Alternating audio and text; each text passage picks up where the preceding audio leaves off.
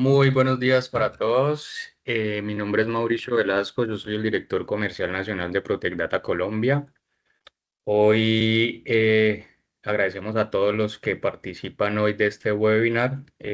Vamos a hablar de las claves para la implementación del SARLAF en el sector transporte. Nos está acompañando Nicolás Rivera Martínez, él es el director de marketing e innovación de la compañía Softvalores. Entonces, Nicolás, buenos días. Ahí te doy la palabra para que iniciemos el webinar.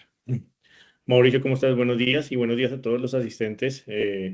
Buen inicio de semana. Bueno, como mencionó Mauricio, prácticamente ya estamos a puertas del cumplimiento de la resolución 2328 que expidió Supertransportes durante el mes de marzo, en el que daba los lineamientos para la implementación de un sistema SARLAF.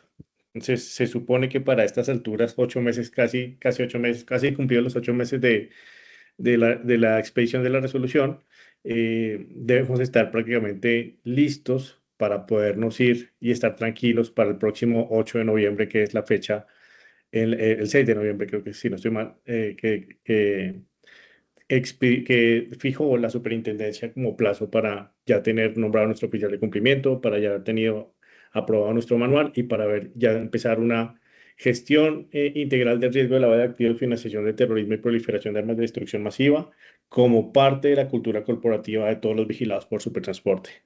Entonces preparamos una presentación, desde luego, muy alusivo al sector transporte, a los vehículos, para poderlo hacer un poco más dinámico, menos acartonado, para poder llevar mejor el mensaje a todos ustedes y cuestionarlos el día de hoy si realmente estamos listos, estamos afinados, estamos de frente a la meta para cumplir con los objetivos y cumplir con esta norma de cabalidad. ¿Listo?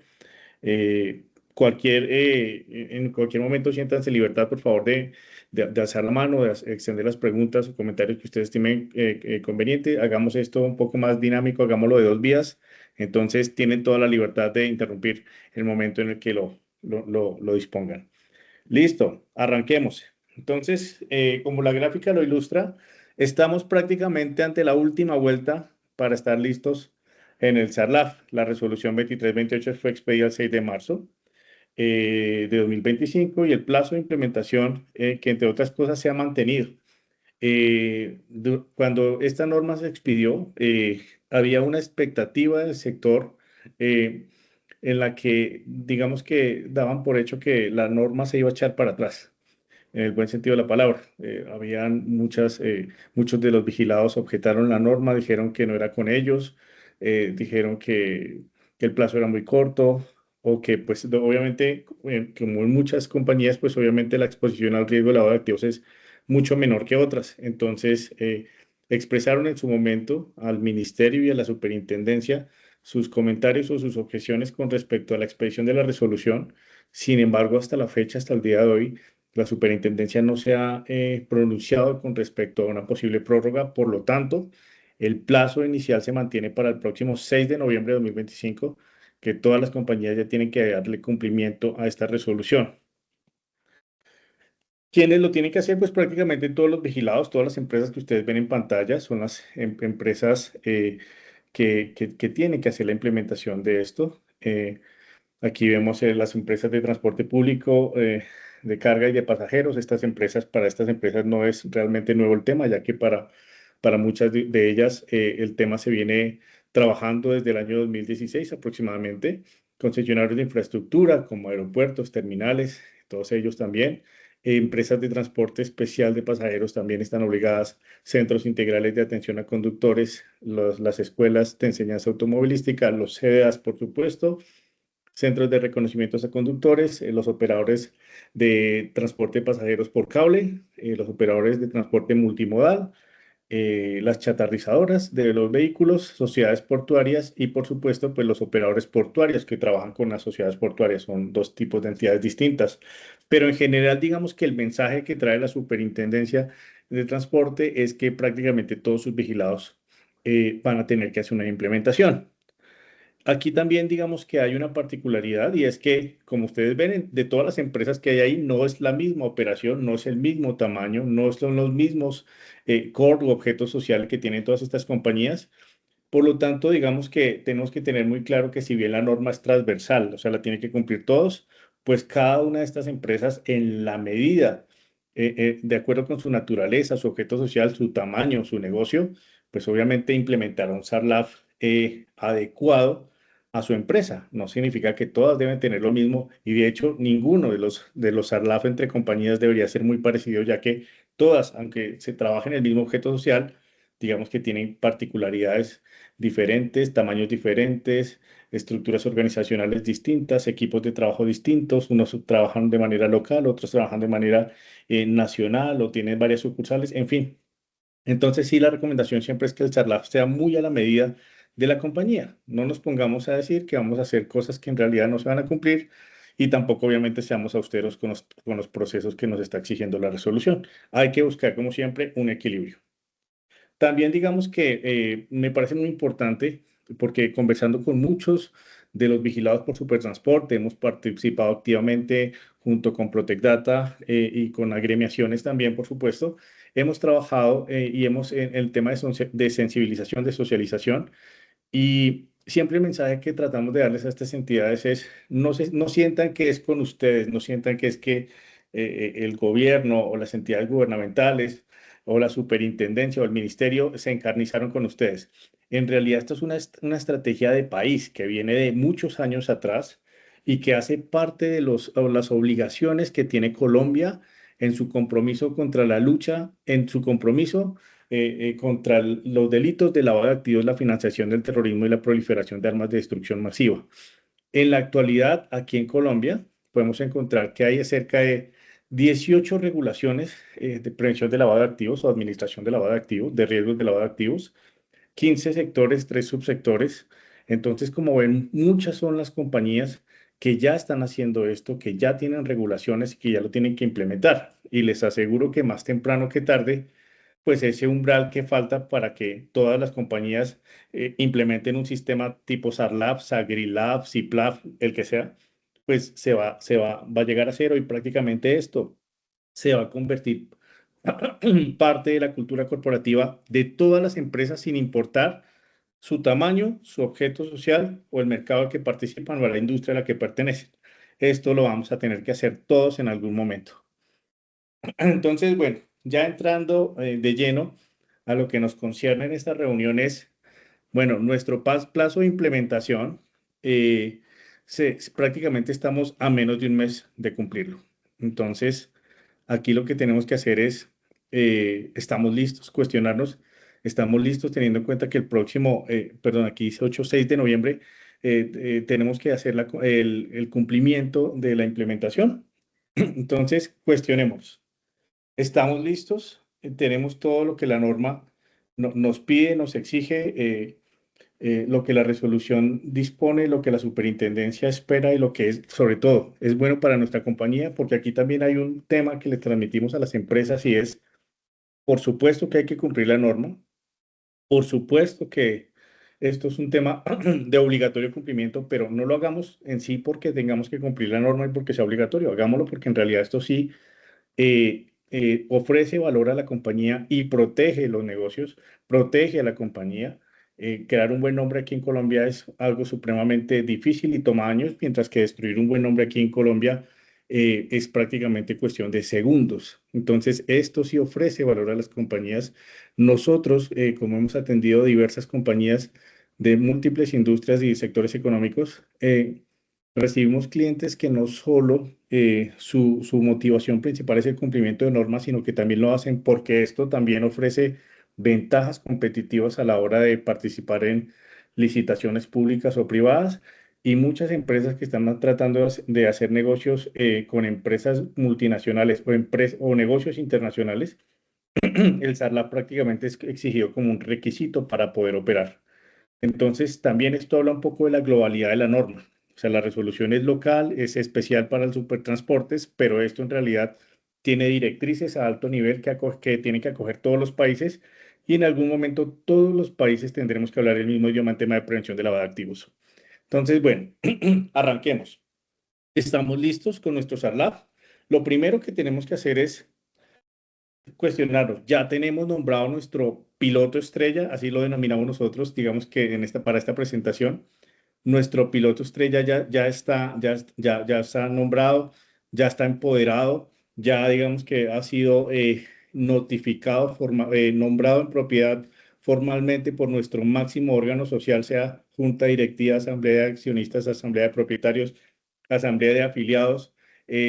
Bueno, en fin, el máximo órgano social ya lo nombró, porque esto tiene que ser, el nombramiento del oficial de cumplimiento no es un saludo a la bandera, sino que es algo que se tiene que hacer mediante la aprobación de un acta de mi junta directiva o mi máximo órgano social, y la copia de esa acta, junto con el consentimiento del oficial de cumplimiento normado y su hoja de vida, tienen que ser reportados a la Superintendencia de Transporte. Eso se tiene que hacer antes del próximo 6 de noviembre. Entonces, ya hicimos eso. Cuestionen si ustedes, digamos que allá al otro lado de la pantalla, si ya hicieron esto, porque esto es algo que se tiene que hacer sí o sí. Y digamos que es la manera en que la compañía le dice al regulador, ya estamos listos, ya cumplimos, empezamos a cumplir lo que dispusiste en la resolución. Aún así, siempre también el mensaje es, recordemos que esto,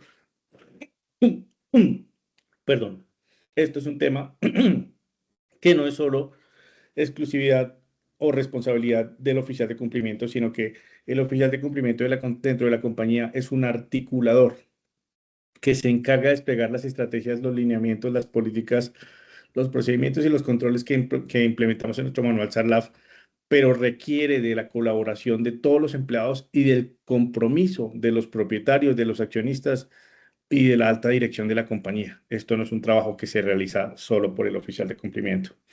La resolución nos hablaba también de un tema de unos requisitos que el oficial de cumplimiento tiene que cumplir. Entonces, es importante que ustedes, antes de enviarle la notificación a la Superintendencia de Transportes en la que les está diciendo, aquí tengo mi piloto estrella, aquí tengo mi oficial de cumplimiento, pues también asegurémonos que cumple con los requisitos que el regulador dio. De hecho, por experiencia les puedo decir que la Superintendencia de Transporte es una de los reguladores que más atención le pone al cumplimiento de requisitos del oficial de cumplimiento. Yo he visto casos de compañías en la que han rechazado nombramientos por carecer o por incumplir alguna de las exigencias que tiene la superintendencia. Entonces, estemos como muy claros, muy seguros en que nuestro oficial que hemos delegado para esta misión, o para esta carrera o para este nuevo recorrido que estamos empezando, cumpla con los requisitos que ustedes ven en pantalla. Recordemos que tiene que estar domiciliado en Colombia. ¿Por qué? El cargo de oficial de cumplimiento es un cargo de muchísima importancia, y en determinados casos, dependiendo las omisiones o dependiendo la gravedad de los casos de lavado de activos que se presenten, podría llegar eventualmente a responder incluso penalmente o legalmente, si se encuentra un dolo o una intención de lavar activos o financiar el terrorismo o la proliferación de armas de destrucción masiva. Es un cargo de mucha importancia, y por eso se espera que el oficial de cumplimiento resida en Colombia, porque en caso de que una autoridad lo requiera, si está en el exterior, pues se hace loco y no se presenta y no pasa nada, pero si está aquí en Colombia, pues le aplica toda la jurisdicción legal que llegase a asumir en caso de un caso realmente, verdaderamente grave, que ocurra de lavado de activos con la compañía. Tiene que ser técnico, tecnólogo o profesional. No, la superintendencia no especificó unas carreras específicas.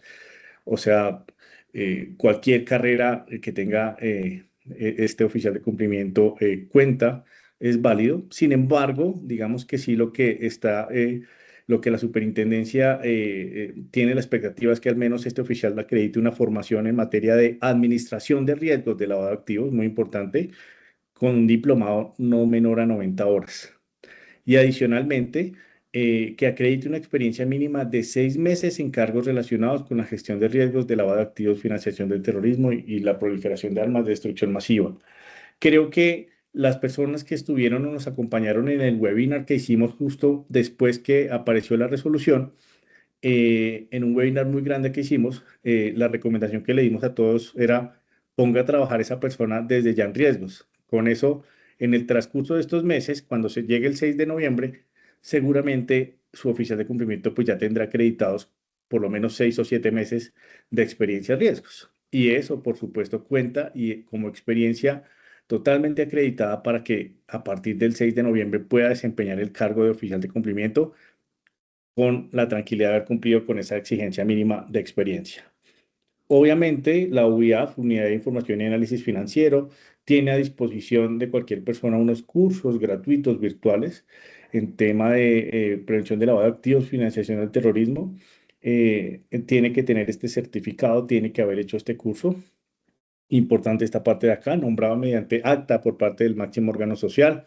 Tomemos nota nuevamente que esa acta junto con una carta en la que la junta directiva certifica que aprobó el manual SARLAF tiene que ser enviada al regulador.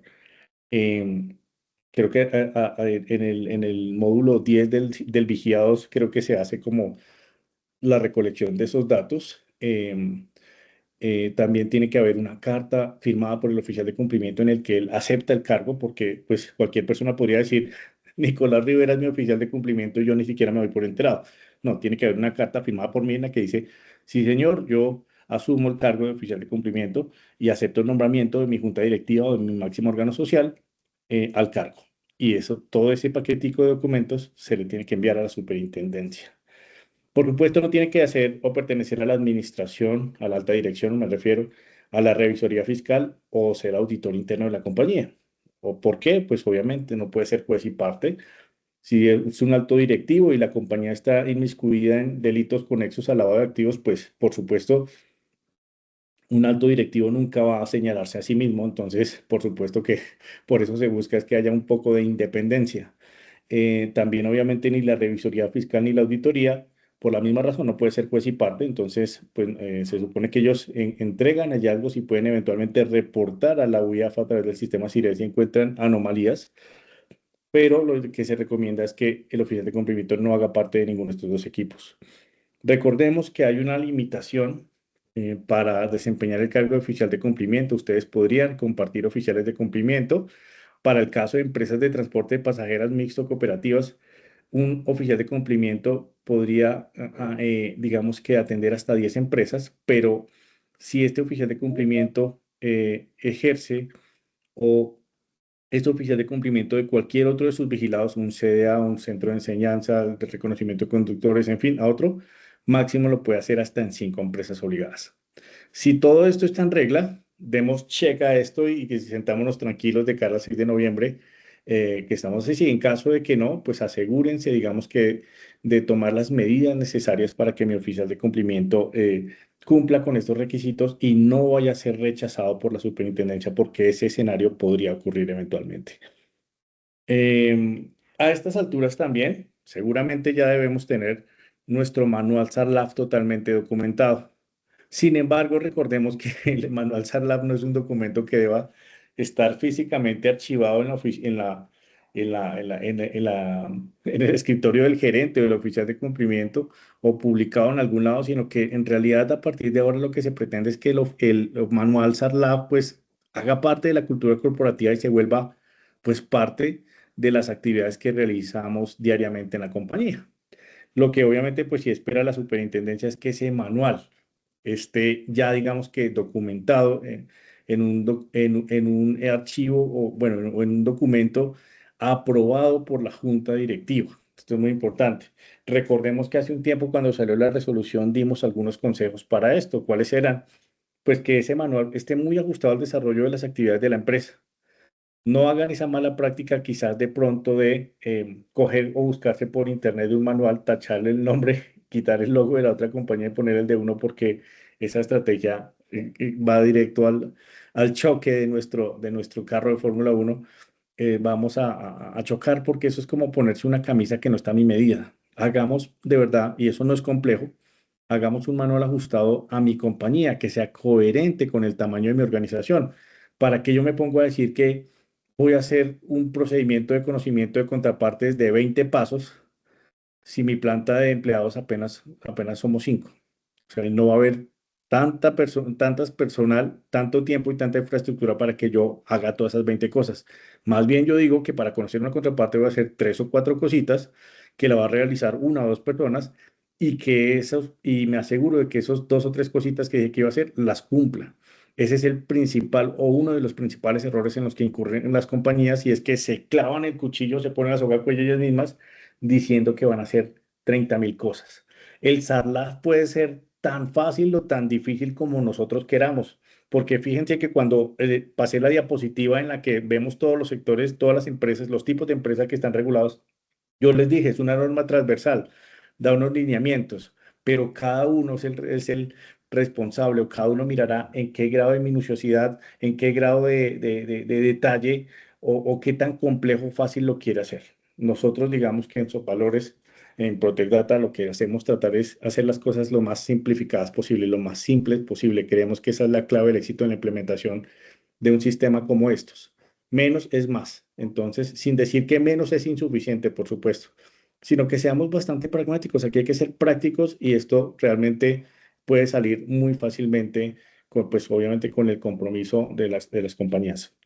Y hacer el manual en un lenguaje muy simple también.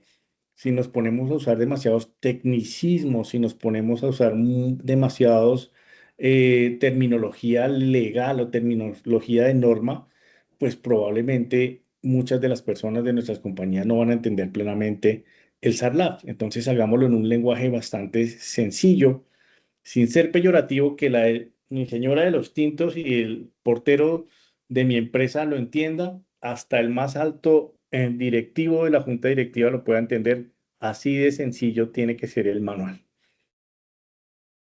Eh, Estos componentes deben estar incluidos en mi manual SARLAF. O sea, eventualmente si el regulador quisiera requerirme y pedirme el manual, que entre otras cosas si no estoy mal, y al igual que otras superintendencias, no es necesario ver el manual, pero sí es necesario certificar que el manual está aprobado por la junta directiva o por el máximo órgano social.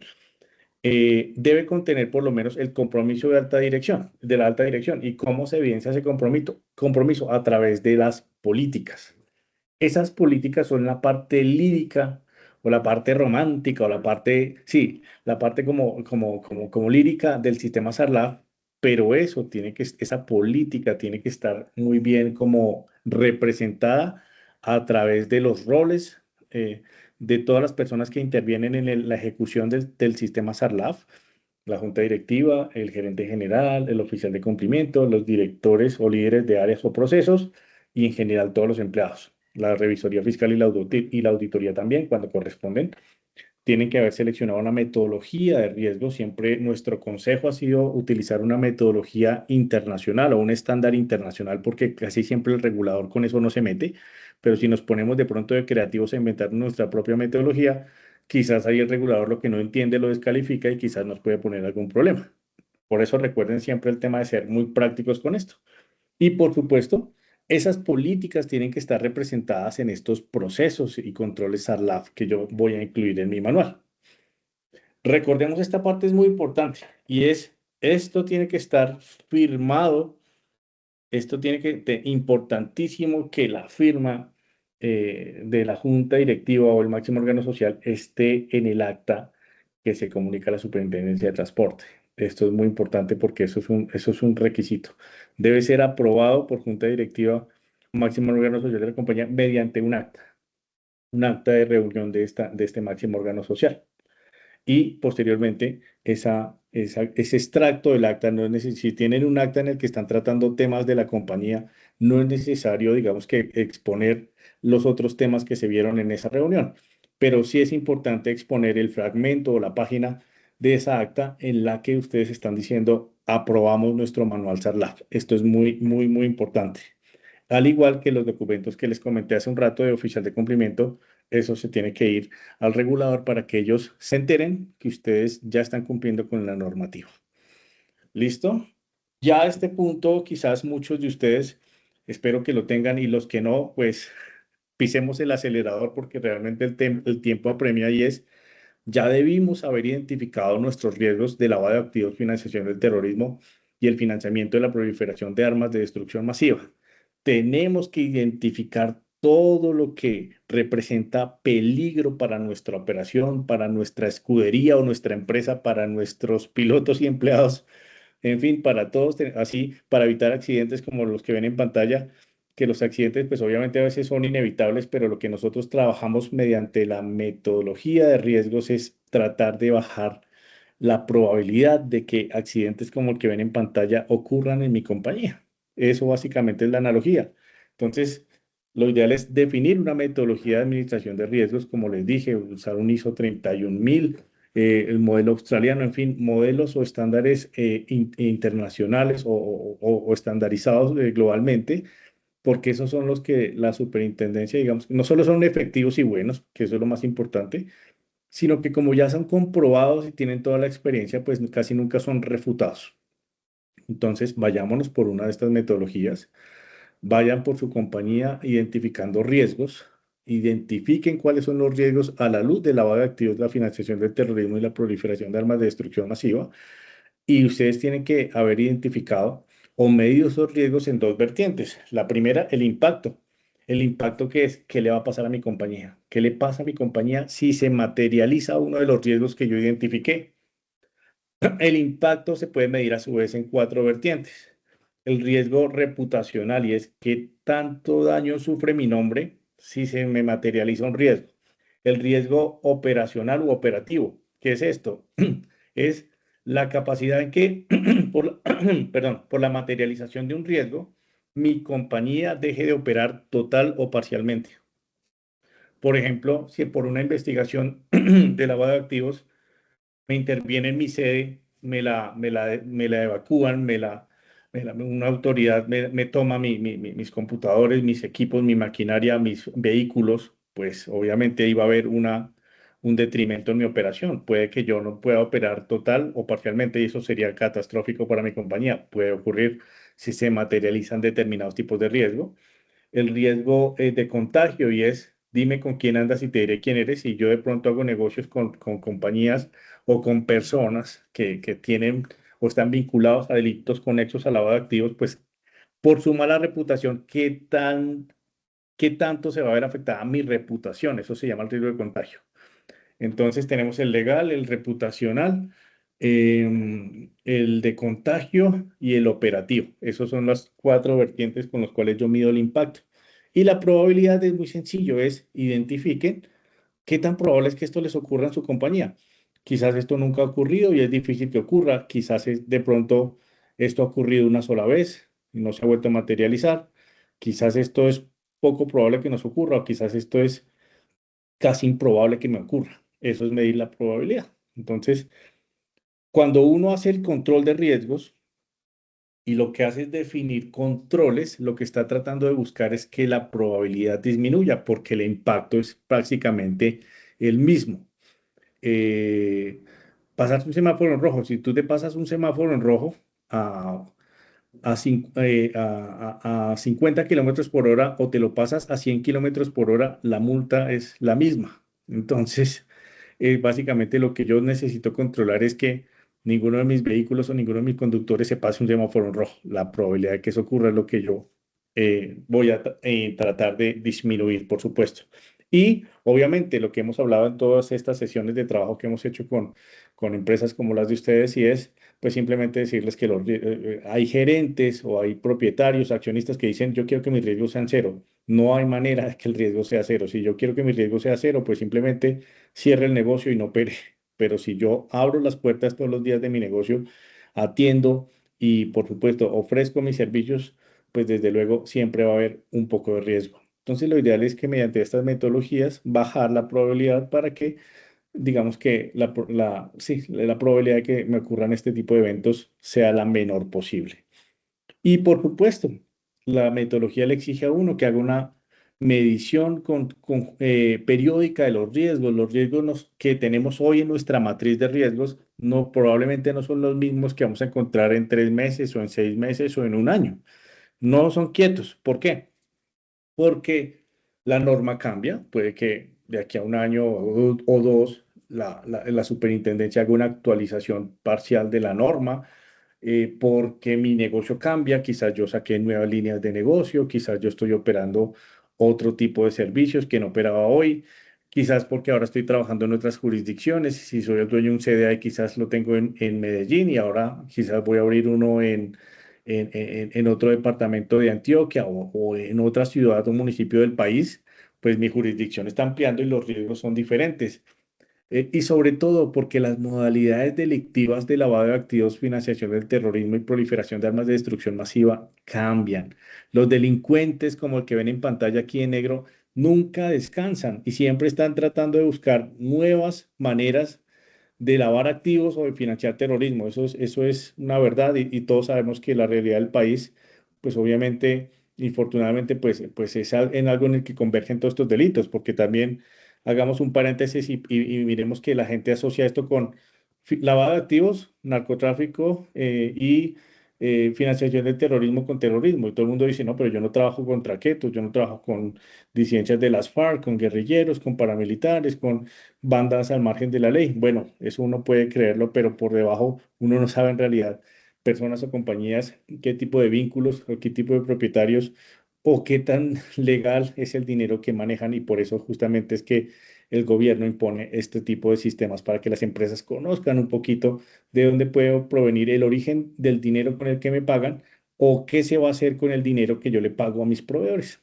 Entonces, básicamente eso es como lo que se está buscando. Entonces, siempre la recomendación es, si ustedes ya tienen su matriz de riesgo, su mapa de calor, revísalo por lo menos una o dos veces al año, revísalo al semestre, revísalo al año y trata de mirar si los riesgos han cambiado, si los controles han cambiado, si el riesgo inherente es el mismo, ha cambiado, el riesgo residual ha cambiado y por supuesto siempre tener la búsqueda de nuevos riesgos porque como les dije, la delincuencia nunca descansa. Por ejemplo, nosotros con nuestra plataforma Providence, nosotros tenemos dos tipos de entregables en la metodología de riesgos. Uno que es pues una matriz consolidada de riesgos, por supuesto, donde están las fuentes de riesgo, los procesos, la descripción, la probabilidad del impacto, el riesgo inherente, el riesgo controlado, en fin, todo esto. Y por supuesto, un mapa de calor que me permite ver el desplazamiento que tienen mis riesgos dentro de mi mapa de calor. Aquí, por ejemplo, vemos un riesgo que está en un cuadrante 6 pasa a un cuadrante 2, es decir, que pasa de un riesgo medio a un riesgo bajo.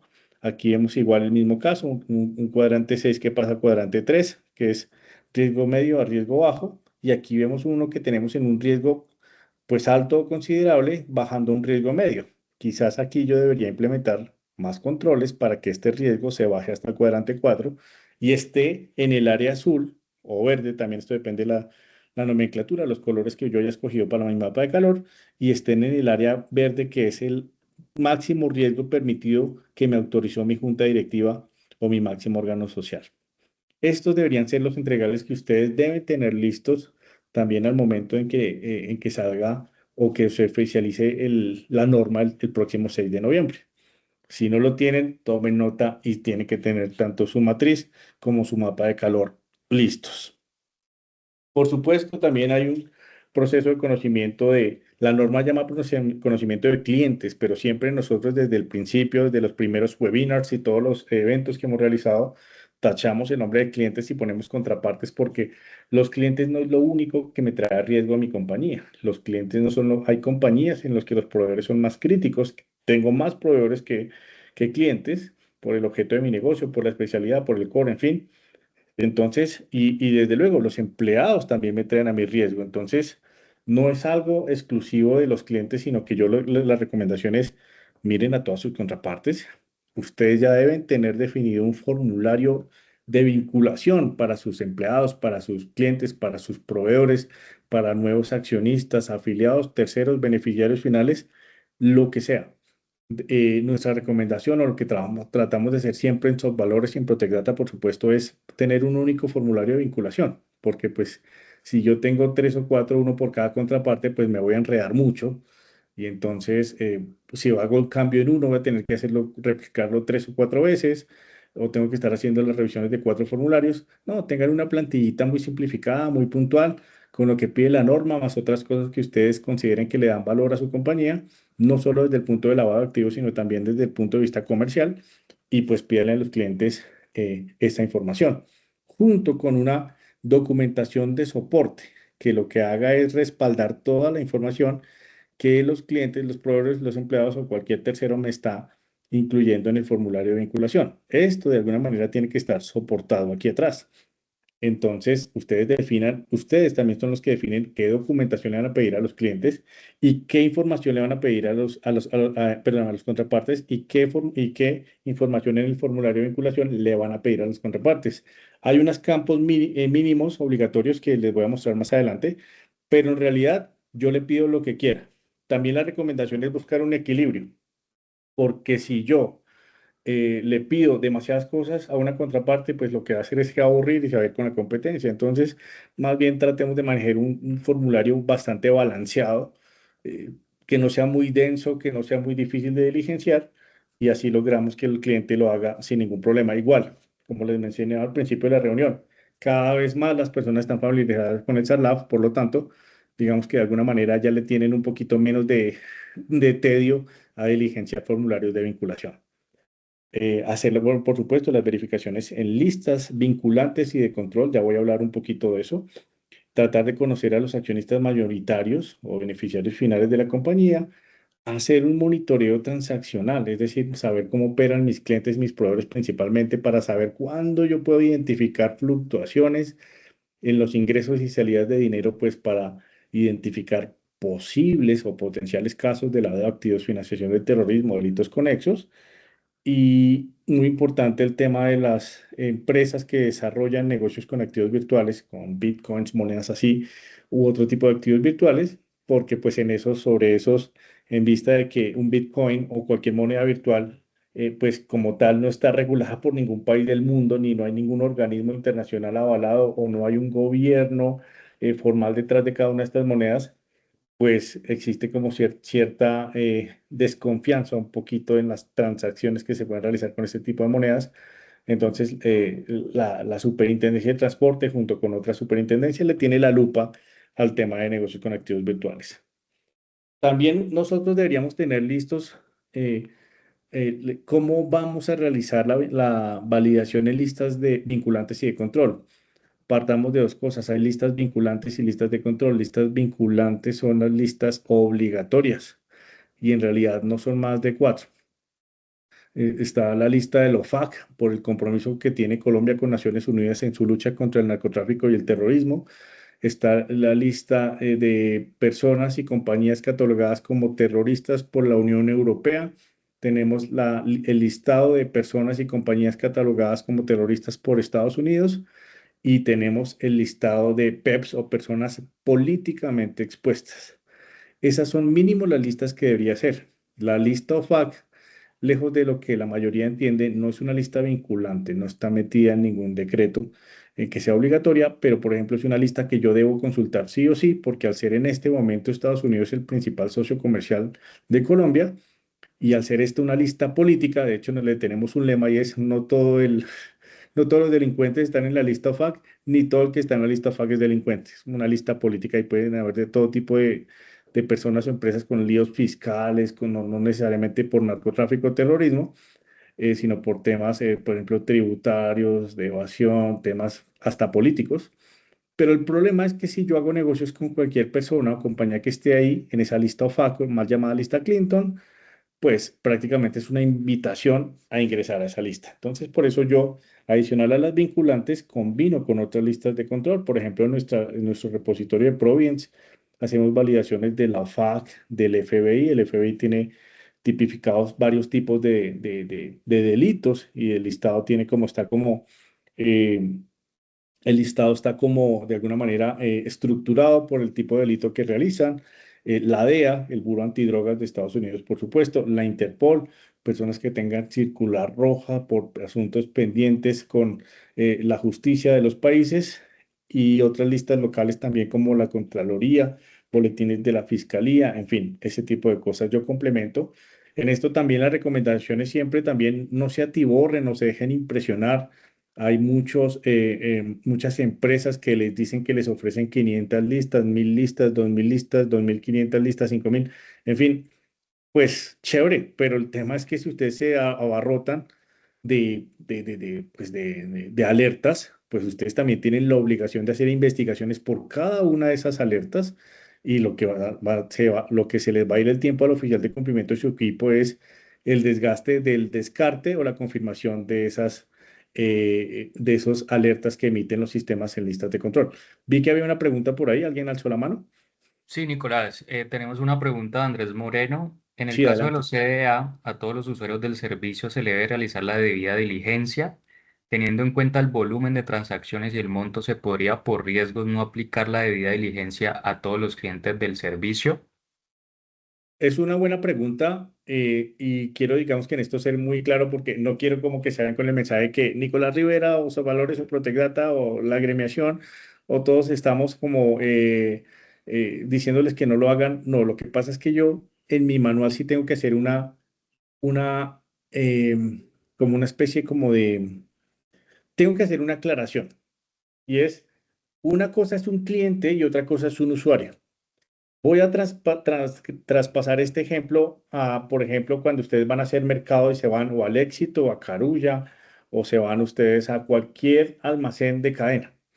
Y ustedes hacen mercado, cuando ustedes hacen mercado, ustedes no les hacen llenar un formulario de vinculación. Cuando ustedes hacen mercado, no les hacen pasar la fotocopia de su cédula de ciudadanía, su RUT, certificación bancaria, ni si usted es una empresa le van a pedir cámara de comercio, ni fotocopia de la cédula del representante legal. No lo hacen, porque para estas entidades, la persona que va a la tienda a comprar es un usuario de sus servicios, no un cliente.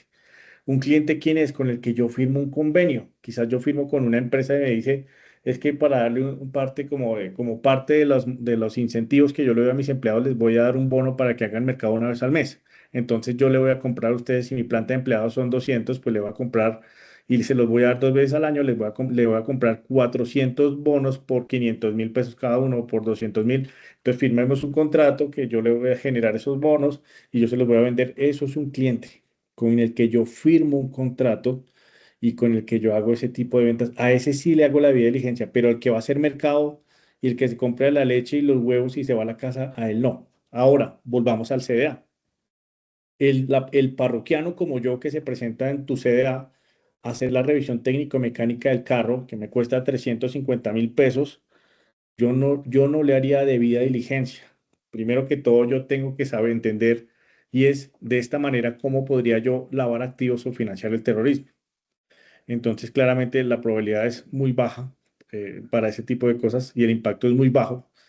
Quizás se podría presentar para otros tipos de peligros como corrupción, por ejemplo, que alguien de un CDA, por ejemplo, le permita hacer o avale un carro que está en malas condiciones técnicas, salir a la calle con una revisión técnico-mecánica chimba pues alterada. Pero en temas de lavado de activos, quizás la probabilidad es no. Además, la revisión técnico-mecánica es una, obedece, digamos que al cumplimiento de otra norma de superintendencia de transportes. Entonces, prácticamente yo no le puedo negar el servicio a nadie. Entonces, si yo aclaro eso en mi manual SARLAF y digo, el cliente, persona natural, o bueno, incluso persona jurídica, que se presente con un vehículo en mi CDA, yo lo catalogo como usuario, por tal razón, lo exonero de la debida diligencia, se puede hacer. Está bien hacerlo. Es válido hacerlo. Y de hecho recomendaría de alguna manera, o sea, yo en el lugar de un CDA lo haría, porque pues si yo me pongo a ponerle trabas a un CDA y que tráigame este documento para hacerle la técnico-mecánica, pues ¿qué hace? Se va, saca el carro y se va al CDA de la esquina del frente y lo hace ahí. Entonces, pero ustedes sí tienen que definir eso muy bien en el manual SARLAF y decir, esto es un usuario y para mí un cliente, ¿quién es? Ah, se me presentó una empresa de transportes, se me presentó una empresa de transporte de carga que tiene varios camioncitos a cargo, se me presentó una empresa de transporte de pasajeros terrestre que tiene una flota de vehículos interesantes, me hice convenio con una flota de taxis que van a venir aquí a hacer las revisiones técnico-mecánicas de sus vehículos porque hicimos un convenio por volumen y yo les voy a dar mejor precio, yo les voy a atender mejor y yo les voy a dar prelación en mi servicio y con ellos firmo un contrato en el que yo digo voy a hacer 50, 100, 200, 300 o las que sean revisiones técnico-mecánicas al año. Si yo firmo un contrato con ellos, yo sí hago una debida diligencia a esta empresa o a esta persona. Pero a los usuarios, o sea, a los que van a hacer la revisión técnica diariamente, yo los exoneraría y así lo haría de esta manera. ¿Listo? Espero haber sido de utilidad con esto. Estos son como pues digamos que esa observación. Esto es lo que la norma, a la luz de la norma, es lo que debe saber uno mínimo de una persona jurídica. O sea que ustedes en su formulario de vinculación que ya deben tener listos, deberían tener mapeado estos datos en su formulario. Básicamente, rápidamente, razón social, el NIT, el certificado de existencia y representación legal, qué actividad económica es esta compañía, una declaración de origen de bienes en donde dice que la plata con la que yo estoy pagando mis servicios o la plata con la que yo opero o con la que opera mi compañía no es plata obtenida ilícitamente. Por supuesto, una dirección, domicilio, dirección, teléfono, importante aquí, ustedes traten como de identificar, pues no solo cuando la dirección del teléfono, sino el domicilio traten de buscar ciudad, municipio y país, por supuesto, pues casi todo es Colombia, pero el departamento y el municipio es importante, nombre completo, identificación, dirección, teléfono del representante legal y apoderado. Recuerden que estamos hablando de personas jurídicas, composición accionarios socios mayoritarios, sobre todo aquellos que tengan el más del 5% de propiedad de las compañías, y información de las cuentas que poseen las entidades financieras, entonces certificación bancaria y todo ese tipo de cosas. Y pregúntenles si hacen actividades en moneda extranjera, son activos virtuales, porque ya les expliqué anteriormente por qué le tienen la lupa a este tipo de compañías. Para una persona natural, quizás es un poco más simple, el nombre, número y tipo de identificación, fecha de nacimiento, lugar de nacimiento, la actividad económica a la que se dedica esa persona, la declaración del origen de sus bienes o fondos, igual la jurisdicción, domicilio, dirección, teléfono, la declaración de origen de bienes y fondos o razones de la necesidad del servicio requerido. Esto es más que todo como para que ustedes se cuestionen por qué me están consumiendo a mí. En el caso de algunas entidades es algo obvio, pero en algunas otras, como quizás transporte de carga o transporte de pasajeros, quizás sí es un poquito importante hacerse como ese cuestionamiento. Información financiera de las cuentas bancarias que tiene y si también realiza actividades en divisas o en activos virtuales o bitcoins o monedas virtuales. Bueno, básicamente también se sugiere hacer o implementar modelos de perfilamiento y segmentación. Perfilamiento, ¿qué es? Pues denle un scoring de riesgo a sus contrapartes de manera individual. Nosotros lo hacemos a través de nuestra plataforma Providence y es que dependiendo dónde está ubicado, qué productos me consume, qué canales de distribución ha usado para obtener mis servicios, su actividad económica y otro tipo de información, yo calculo qué tan riesgoso es trabajar con una compañía o no. Por ejemplo, sin ser peyorativo con las regiones, desde luego, pero no es lo mismo trabajar con una empresa en Medellín o en Bogotá que con una empresa que está localizada en Popayán o en algún municipio del Cauca o en algún municipio del norte de Santander o en Cúcuta. ¿Por qué? Pues presencia de grupos al margen de la ley, presencia de cultivos ilícitos, jurisdicciones que están muy cerca de la frontera, en donde hay tráfico de armas, tráfico de personas, intercambio de droga por armas, en fin. Entonces, claramente hay zonas del país en las que, pues, tristemente es una realidad que son más expuestas al dinero ilícito o a los negocios ilícitos que otras. Entonces, dependiendo de esos factores de riesgo, yo le doy una calificación y lo ideal es que su oficial de cumplimiento, en vez de analizar a todas las contrapartes por igual, porque ahí se le puede ir la vida y la otra analizando, pues priorice, mire cuál es más riesgoso y concentre su atención o su gestión ahí. Y a los de más bajo riesgo, pues le va a hacer una debida diligencia un poquito más superficial. Igual pasa con la segmentación de contrapartes. ¿Segmentar qué es? Divide y vencerás. Entonces aquí yo no los miro de manera individual, sino que yo los miro de manera grupal o grupos o clusters. Y lo que hago es distribuir mis clientes por un lado y mis proveedores por otro, los divido dependiendo dónde están ubicados, qué actividades económicas realizan, qué productos me consumen, en fin, por varios factores de riesgo por los que yo tenga o necesite. Y lo que hago es distribuirlos y definir cuál de los grupos es el de mayor riesgo. ¿Por qué? Pues la misma razón, y es no ver a toda su base de clientes y proveedores de manera igual, sino focalizarse en aquellos que le ofrecen más riesgo. Ustedes también, las empresas que ya están listas para alzar la app, que ya nos estamos acercando a la meta, debemos tener listo también un plan de capacitación. Háganse un plancito de capacitación en el que ustedes garanticen que por lo menos una vez al año, aquí lo voy a mostrar, la divulgación y capacitación, por lo menos una vez al año, usted le va a hacer una divulgación y una capacitación a sus empleados e incluso a algunos proveedores o algunos otros stakeholders, les va a hacer una divulgación y capacitación de su manual SARLAF. Entonces, asegúrese, nosotros a través de Providence, nuestras recomendaciones, no solo divulgue lo que es, divulguelo es cuéntele a la gente, aquí hay un manual SARLAF, capacítelos, explíqueles qué es el SARLAF, qué es el lavado de activos, qué es la financiación del terrorismo, por qué yo estoy implementando esto, qué rol va a desempeñar esa persona dentro del SARLAF, para qué sirve y por qué lo tenemos que hacer. Y si es posible, evalúelo.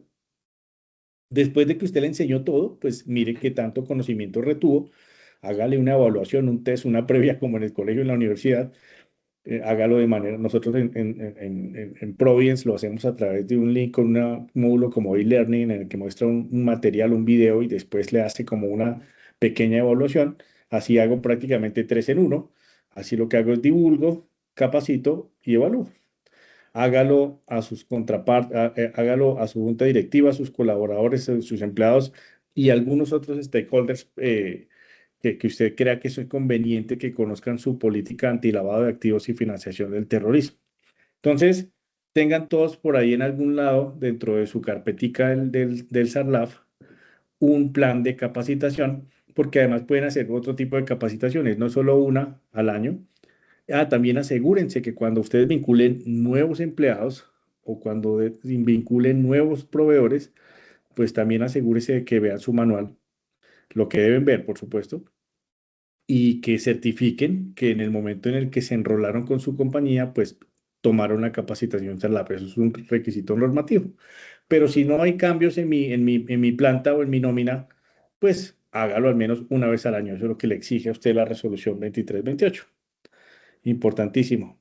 También instruye a la gente en cómo identificar operaciones inusuales y operaciones sospechosas. Una operación inusual a la luz de la resolución son transacciones que se salen de los parámetros normales del negocio. Cuando usted vea, por ejemplo, que se le acerca una persona y le dice, el caso de un CDA, oiga, es que mire, yo voy a hacer un convenio con ustedes, le voy a comprar 100 revisiones técnico-mecánicas al año eh, y entonces déjeme las más baratas que yo se las pago por anticipado y todo eso, y uno pues pensando que está haciendo un buen negocio, pero resulta que esta persona ni siquiera ni trabaja con una empresa de transporte, ni esta persona ni siquiera tiene vehículos, no tiene nada, pues hombre, eso puede ser inusual. En ese caso, yo lo que hago es hacer como una pequeña indagación. Pues obviamente muy como que no quiere la cosa, le pregunta, bueno, ¿y usted por qué? Si usted tiene una flota de vehículos, usted está asociado con una empresa, ¿por qué necesita tantas revisiones técnico-mecánicas? Si le explica y le dice, mire, es que lo que pasa es que yo revendo el servicio o yo tengo un servicio integral que le ofrezco a compañías de transporte y entre ellas les ofrezco la posibilidad de hacer la técnico-mecánica con tarifas más favorables o es un valor agregado que yo le ofrezco a un grupo de transporte, en fin, y hay una justificación razonable por medio, pues todo está bien. Esa operación inusual, pues se cierra.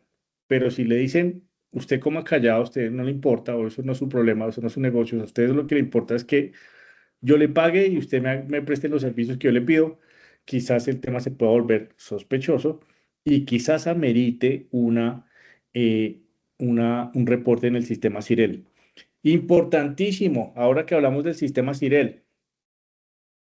Yo me imagino que muchos de ustedes dentro de sus compañías también ya hicieron el registro de su empresa en el sistema CIREL de la Unidad de Información y Análisis Financiero y también crearon el usuario de su oficial de cumplimiento y para aquellos que tienen revisoría fiscal de su revisor fiscal en el sistema CIREL de la UIAF.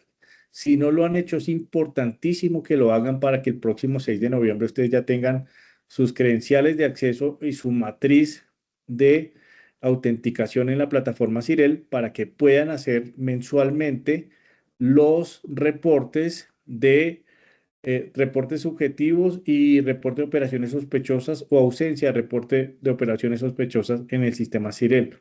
La resolución les exige a ustedes como vigilados hacer este reporte una vez al mes. Entonces, creo que los 5 primeros días, los 10 primeros días del mes, ustedes tienen que hacer ese reporte. Los que no lo han hecho, háganlo. Adelante, vi una pregunta.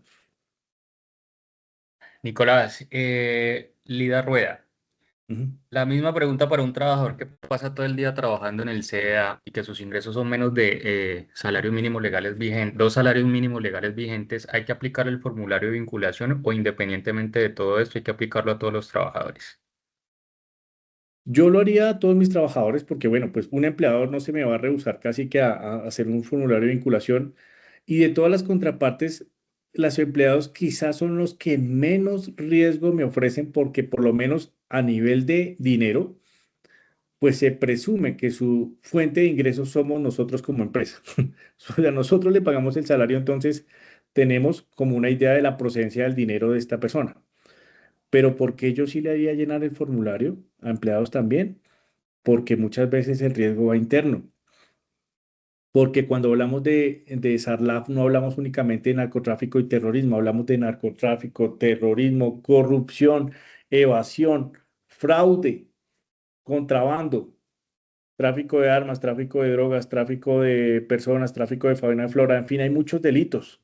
Entonces, los empleados también meterán riesgo. Y si yo tengo dentro de mi empresa una manzana podrida, dentro de mi CDA, por ejemplo, si esta persona, digamos que le encuentro antecedentes por malas conductas o conductas poco éticas o transparentes en las que yo me presento con un carro en unas condiciones totalmente inaceptables para transitar en las vías de Colombia y tengo un empleado dentro de mi CDA que les exige dinero o les pide dádivas o dinero a los que acuden a sacar su certificado de técnico-mecánica, dinero para pasarlo, pues sí, quizás eso me puede generar a mí una muy mala reputación, quizás me puede meter a mí en un problema legal, quizás esto me puede traer a mí algún problema. Entonces, claro, a los empleados también hay que hacerle una debida diligencia. Lo que pasa es que seguramente es menos rigurosa no va a ser la misma que le va a hacer un proveedor o no va a ser la misma que le voy a hacer a un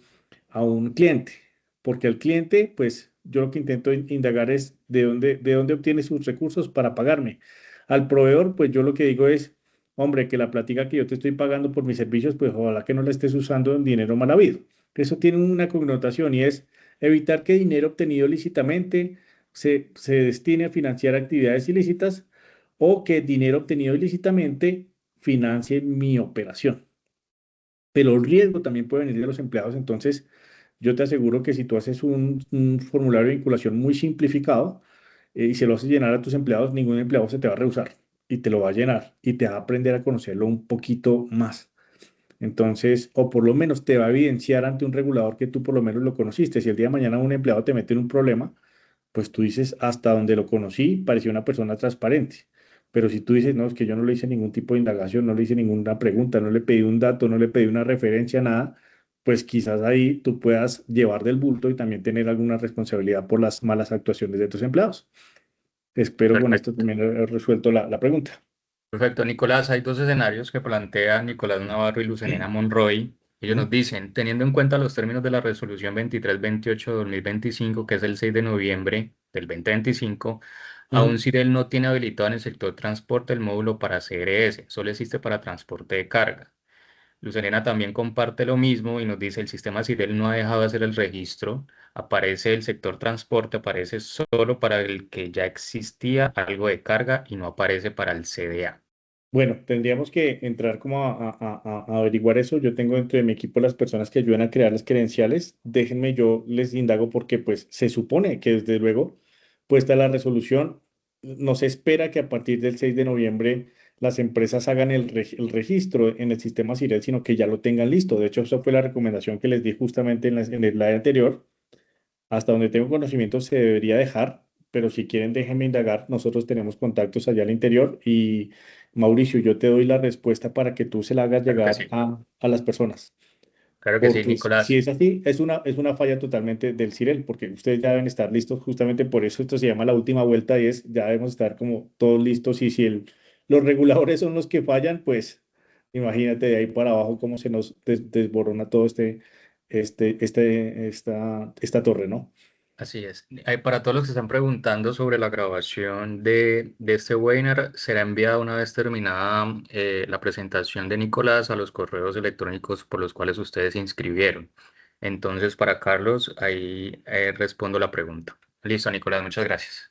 No, con el mayor gusto. También la resolución, retomando ya, digamos que para finalizar, les habla de tener un apoyo tecnológico.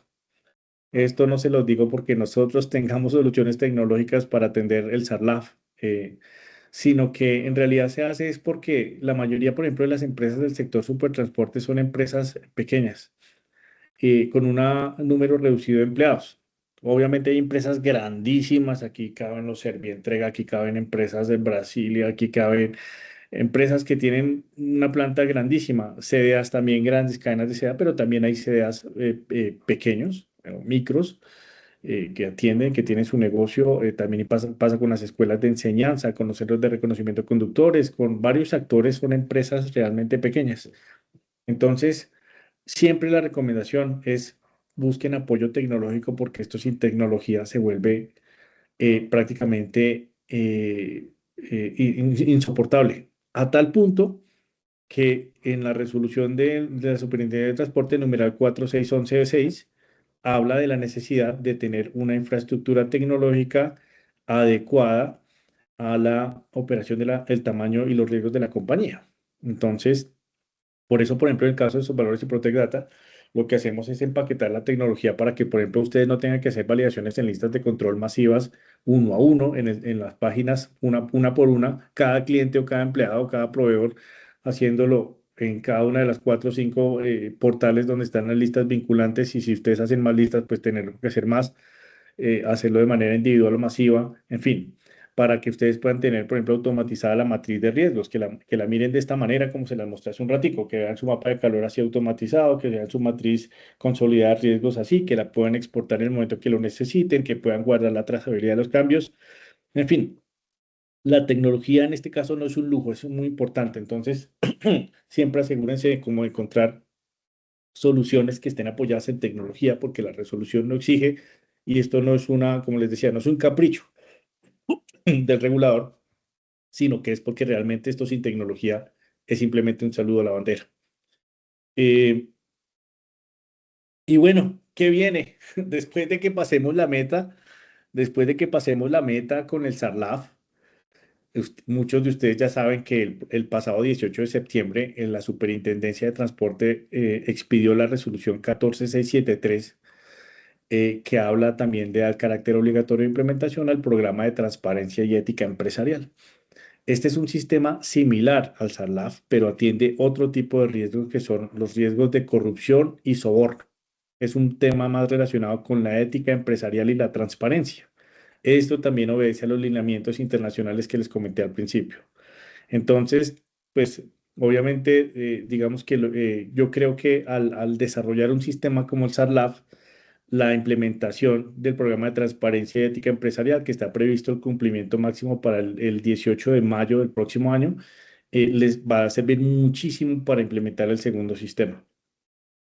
Para los casos de las personas que estén interesadas, pues en caso de esos valores, tenemos empaquetados ambos sistemas para, digamos que hacer, como dicen coloquialmente, dos vueltas y un mandado y dos vueltas y un mandado. Entonces, pues son sistemas que no son lo mismo, pero se atienden de maneras similares, las exigencias son similares, se tiene que hacer una matriz y un mapa de calor de riesgo, se tiene que haber un manual, tiene que haber también un conocimiento, una debida diligencia. Entonces, son parecidos, pero con enfoques distintos.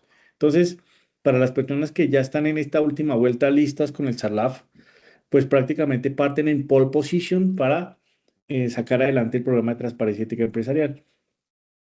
Para las empresas que todavía no están listas, les sugiero hablar con Mauricio cuanto antes para poder tener lo más adelantado posible todo para el próximo 6 de noviembre y no tener inconvenientes o exponerse, digamos que a sanciones o hay que mirar qué tan fuerte o con qué dientes va a salir el regulador a exigirle o a verificar el cumplimiento de la norma a sus vigilados, por supuesto. Entonces, Nicolás, qué pena te señor. interrumpo que ya hay un desborde de preguntas. La primera nos dicen el programa de transparencia y ética empresarial, ¿para qué empresas aplican? Lo pregunta Carlos Ramírez. Para las mismas que mencionamos al principio de la compañía, para prácticamente todos los vigilados también. Perfecto. Jessica Tatiana Ocampo Clavijo nos dice cómo es el tema de los reportes de objetivos.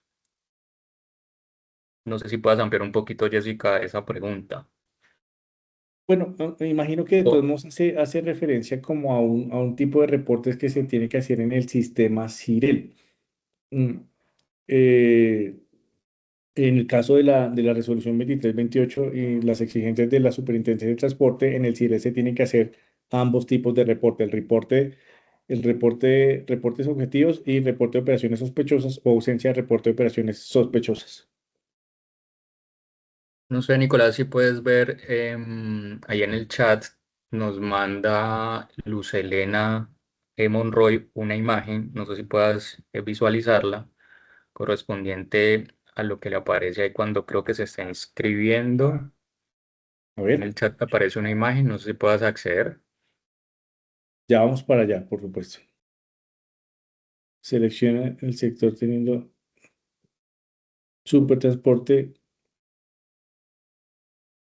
Bueno, sí, en realidad aquí, en esta parte que se está mostrando, aquí deberían aparecer pues cada una de las empresas que les mostraba aquí, aquí. Porque pues la que me está mostrando en pantalla en esa imagen pues únicamente corresponden a estos y a estos. Debería haber todos estos también, digamos que metidos de esta manera como categorizadas. Nosotros, de todos modos, Mayra, que me acompaña en esta reunión, vamos a hacer el escalamiento con la Superintendencia de Transportes y Mauricio, yo te doy te entregaré la respuesta que nos dé la Superintendencia para socializarla con todos los asistentes a este webinar, ¿listo? Así es, Y la perfecto. imagen yo ya me la descargo, le pido a Mayra que por favor la descargue el chat para que nosotros ese mismo soporte se lo enviemos a la superintendencia a ver qué está ocurriendo, perdóname, a la unidad de información y análisis financiero para mirar si tienen fallas en el registro de las empresas vigiladas por Supertransporte en el sistema Cirel. Vale, no sé si tenga más preguntas. Ya estábamos como en la sección de preguntas. Espero que todos estemos así el próximo 6 de noviembre celebrando con champaña y teniendo todo en regla. Para las personas que no, les sugeriría comunicarse con Mauricio a la brevedad. Sí, Nicolás, no sé si algunos de los asistentes tengan alguna pregunta. Por ahí andan levantando la mano, pero solamente lo podemos hacer a través del chat. La idea a todos los participantes es que una vez terminada esta presentación, enviaremos como toda la información correspondiente a la presentación de Nicolás y las empresas que estén interesadas, pues claramente ahí vamos a dejar unas líneas de contacto para poder hacer el tema un poquito más personalizado. Repito, no sé si tengan alguna pregunta, aprovechar este espacio, las pueden hacer a través del chat.